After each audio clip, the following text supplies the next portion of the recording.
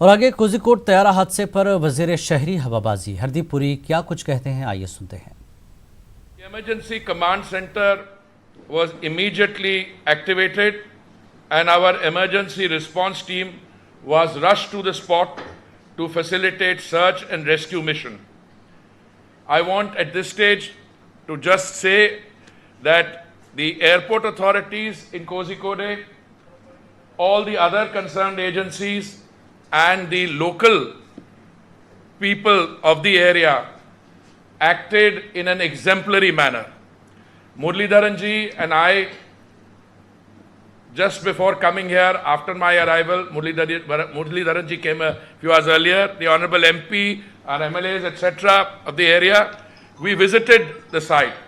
Now it is clear that that timely action taken, where the fire brigade, etc., were able to cut through the body of the aircraft and extract people, has helped in the rescue operation. We were also fortunate that unlike the tragic occurrence accident which took place 10 years ago at Mangaluru airport where the aircraft caught fire, here I think preventive action taken has minimized the loss of lives. As I said last night when we were coming to grips with the situation, that even one life lost is one life too many.